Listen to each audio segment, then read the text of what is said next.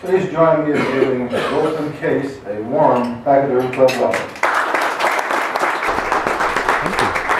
I've been to the United States a lot of times, as John said, and today I'm going to talk about a very small country in Central Europe. However, what you should know about Hungary that might upset Americans, we are also part of NATO, and in that context, when we are allies, you listen to what I'm going to say, and you might get an idea why America and the rest of the world should also be worried about what's going on in Hungary and in that part of Central Europe.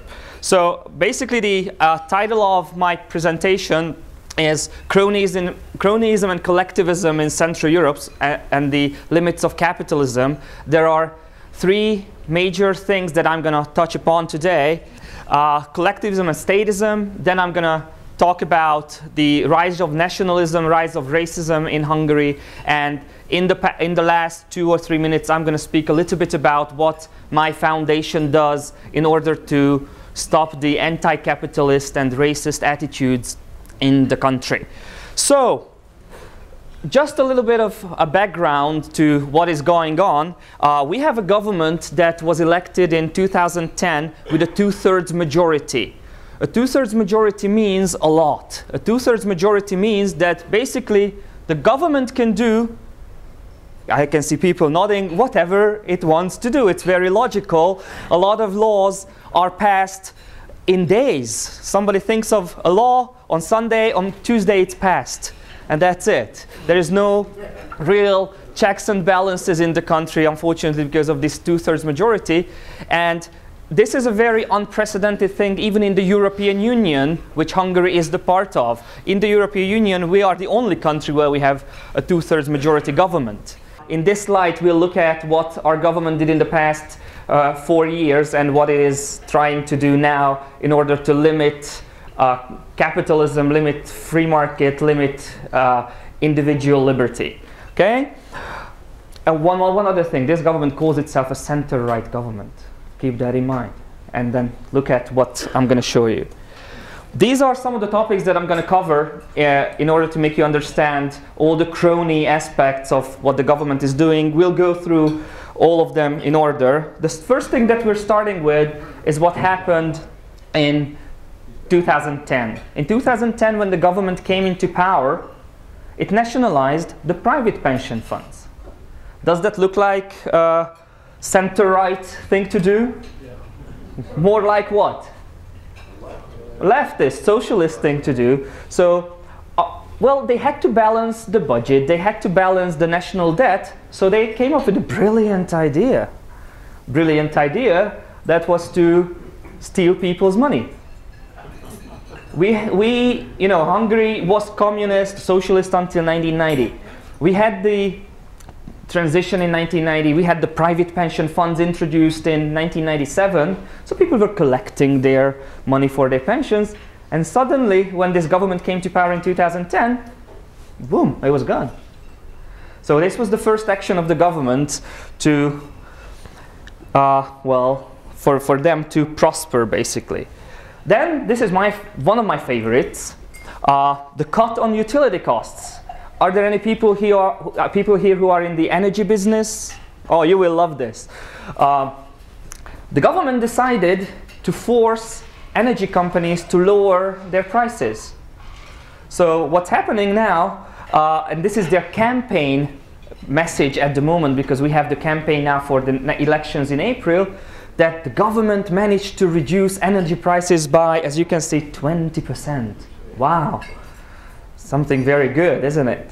So, well, how do you think people respond to that? They love them, yes. I mean, oh, you know, this is the free beer thing. Free beer, it's not free beer, but energy. You know, this is the government that is leaving more money in people's pockets because now we're punishing the energy sector. And the reason I have Frédéric Bastiat's picture on my PowerPoint is that he had a very good piece on what is seen and what is not seen. Probably most of you know that. And he writes about public works. And right now what is happening is the government is putting a lot of people into public works. And what's happening, people who are doing public works are building the campaign locations to let the government preach about how they are forcing the electricity and water companies to reduce their prices. So it's a very interesting thing what is happening. So even public works is something that is not capitalist, because it's, you know, where does the money come from? Taxpayers' money. Now taxpayers' money is going to help the government promote their policies. Nice, isn't it? I usually have question marks there. For the European audience, it makes more sense in a way, because the number 18 in that circle usually resembles something that has, on television, has sexual content. And people in Europe would say, oh, what's that? It's porn or something? No. What the government did last year, it nationalized the tobacco retail industry. Any people in the tobacco business here? What happened is that before that, basically in any shop, gas station, you could buy cigarettes, tobacco. But now, what is happening is the government issued licenses to people who can sell these products. So a lot of people a lot of businesses went bankrupt, and who do you think got these licenses? Yes, they're friends. So friends of the government are getting very, very rich on this decision. State control over savings banks. Last year the government decided to, well, I wouldn't say nationalize savings banks, but buy most of the, buy majority in savings banks. They now have 51% in all the savings banks in the country. So it's a kind of nationalization. Because what it means now, that these banks that are partly owned by the government, I don't want to say the word compete, but in a way compete with other banks, but it's not a real competition. Because these banks are subsidized by the government in a way that other banks cannot compete with them. So it's another crony thing to do. The other one that's going on is, I said, cronyism. I call it state capitalism, because this party calls itself capitalist for some reason. I never understand that. What is happening is they are, with the public procurement issues, they always benefit their friends. They change the laws to benefit their friends. So some people get very rich, but the rest of the country is not getting very rich. So that's what we see. And also the absolute control over the media. Just today, what happened, and we just wrote a press release before I came here, because you know what's happening in Ukraine. The Hungarian government is now becoming very friendly with Russia, so we don't want to criticize anything that Putin does. So today, the Hungarian state radio announced that terrorists are shooting at the peaceful police in Kiev, in Ukraine. So I wrote a press release just before I came here, demanding state media to be abolished, because I don't think that taxpayers' money should go into that. Thank you. As John said, I used to be a teacher, so for me this is something that's very shocking, the centralization of education. We used to have a very good education. In the cities or towns, we had people deciding on who's going to be the principal, what books we're going to use, and so on and so forth. Now, in the past 2 years, the government decided to have everything controlled from the capital.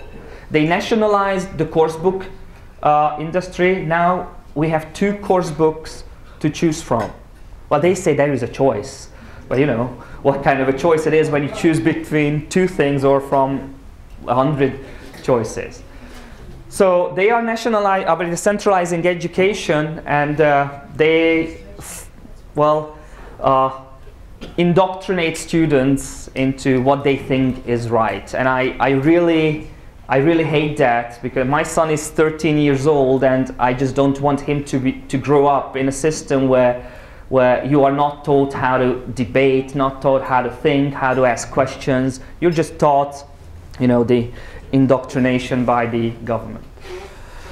You know, Hungary used to be in the Soviet sphere of interest during the Cold War, and now, just in the past month, Hungary, our Prime Minister, made a pact with Vladimir Putin, and in this pact, we agreed to have Russia build us a second nuclear power plant, so to have a new building built next to the power plant for, let me just calculate, almost $20 billion, which, you know, indebts the country in the short, in the long run. And these are very short-sighted people. They are like Keynes, who, you know, used to say that, oh, we'll be dead in the end. This is how they think. This will indebt our children and grandchildren, who will have to pay this loan back in 20, 25, 30 years. And another fear, and this is why I mentioned the Ukraine. I'm really proud of all these young Ukrainians who rise up against Yanukovych and also against Putin, because they want to join the European Union, they want to join the West. They want to have individual liberty, freedom. Our government is going back in time. Our government is doing exactly the opposite as the rest of Europe. We make friends with the Russians. We want the Russians to come in and help us. And this is, in my opinion, not going into a good direction. The thing is, what you should also worry about, the Russians, especially Putin, is thinking of having his new sphere of interest in Europe again. He's sponsoring a lot of extreme right racist groups, parties in the European Union. There are already parties in the European Union, in the European Parliament, that are sponsored by Russia. And I don't think that a new expansion of Russia would look good on this world map. I think you agree with that. So let's move on to the second part of my topic, and this is the rise of racism, especially the rise of anti-Semitism in Hungary. And a lot of people always ask me, you know, what capitalism or free market has to do with racism. And I always quote one of my favorites, Ayn Rand, who wrote that racism is the lowest and most crudely primitive form of collectivism. Racist people are usually anti-capitalist. We just released a study a month ago in which we investigate the relationship between racism and anti-capitalism, and look at how anti-Semitic people become anti-capitalist as well. In my country, we have a party called Jobbik, which is very popular, especially among the young people. This party in 2010 received 17% of the votes. 17% of the votes. This party is openly anti-Semitic. This party not only received a lot of votes in Hungary, but for the European Parliament. They have 3 representatives in the European Parliament in Brussels. And this is their weekly paper in Hungary. Well, you can look at it and, you know, they would say, oh, we don't hate the Jews, we're not anti-Semitic. Of course not. Just look at their paper, look at what language they use, look at their rhetoric, listen to them, and you'll have a lot more of what is happening in connection with that. We have a lot, especially during national holidays, people march in the streets. These people march in the streets as well, wearing the symbols of Nazi Germany and the arrow cross party from Second World War Hungary, which was also a Nazi formation in a way. The hotbed of nationalism, or let's say racism, is soccer stadiums. You know, soccer is a big thing all over Europe, but unfortunately in Hungary, soccer is not about soccer. Soccer is about the fans and how they have their old flags from the Second World War Hungary, how they have swastika flags, how they commemorate people who were leaders of death camps. This picture shows the commemoration of a guy who died last summer, and he was responsible for the death of more than 20,000 people, and soccer fans commemorated his death, saying that, oh, he was a good guy. 2 months ago in December, I wrote an article in the Daily Caller, which was published in the Daily Caller here in America, about the erection of a statue in Budapest, in the capital city. That's the statue of the former governor of Hungary, who was the governor of Hungary during the Second World War, a good friend of Hitler, and now there is a statue in the same square where the American embassy is, where there is a statue of Ronald Reagan, and where there is a statue of the Soviet war heroes. And now we have a statue of a Nazi governor. How's that? Doesn't look good. Also, now I'm going to speak a little bit about what we do, okay? And that's how I'm going to conclude my speech. We have a lot of educational projects, studies, and research papers. And also in the educational projects, we go to schools, talk about free market, free trade, and also about tolerance and issues related to individual liberty. 2 years ago, we had the so-called Friedman tour. Milton Friedman's parents used to be, were Hungarians. Not people, a lot of people don't know that, but his parents were Hungarians. So we had this Milton Friedman tour. People learned a lot about free market. Another thing, which I'm going to show some pictures of that, the so-called Ridicule the Radical program. In the Ridicule the Radical program, we decided that it's a very good strategy to criticize racism and racists by ridiculing them, by mocking them, by showing the population, that, especially young people, that it is not cool to be racist. We want to show them that there are other ways. So what we did is we used their symbolism and we tried to provoke them. So like these are pictures from, these might not be funny for you, but these are very funny for us. We use their symbols. We make like an iPad, but it's called a two-rule pad. Two-rule is their symbol. And we have the old Hungarian alphabet on that, which nobody uses. That's the angry two-rule instead of the angry bird. Also, this is a boxer, Hungary. This is why I love you. This was actually a boxer from Hungary who went to box in the Czech Republic, but he was suspended because of, look at why. Also, other things, you might not, come to Jobbik, you can play with matches. This is them burning the European Union flag. The beer coup of Hitler resembled in our red and white flag and so on. For the soccer stadiums, we decided that we should be active. And we decided to go to soccer stadiums. That's what we did. On the right, you can see we are Hungarians and not racists. So we went to soccer stadiums, we had our own banners and security personnel as well. and with about 80 young people, we were also cheering and singing, but not racist things. And we were saying that, you know, we support tolerance. And on the left, you can see one of the pictures from our campaign. The campaign is called Let's Root Against Racism. And you played your finals in 1945, you know, that's the end of the Second World War. There's no overtime for Nazis. That's the soccer ball and the arrow cross and the swastika broken into pieces. And another thing that we decided to do, this is the so-called damage calculator.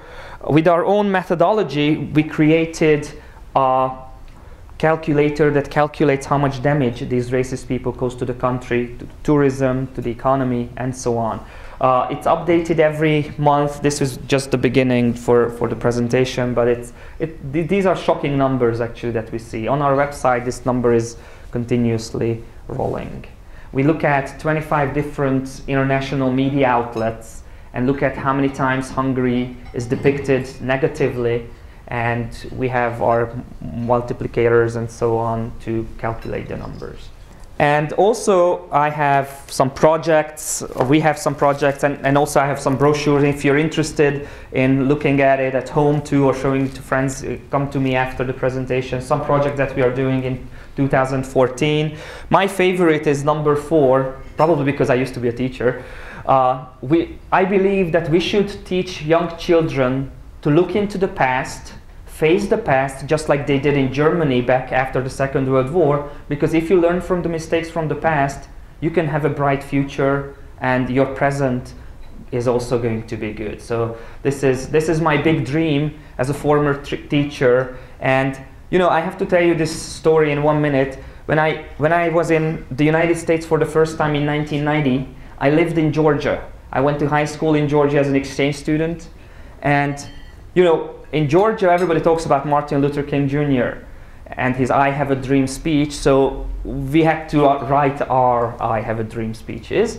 And I remember when I was 16, I said, well, I want my children, when they are 16, to live in a world which is free, which is tolerant. I want my children to live in a good world, just like what I realized America was back in 1990. And now my son is 13, so I say that, well, I have 3 more years to go to help myself achieve the dream that I had back there in 1990. But although I'm very optimistic, I don't know that in 3 years we're going to live in a country which is peaceful and tolerant and which looks back into the past and not with nostalgia, but to learn from the mistakes of the past. Thank you very much. Zoltan case, let's give him a big hand. Thank you.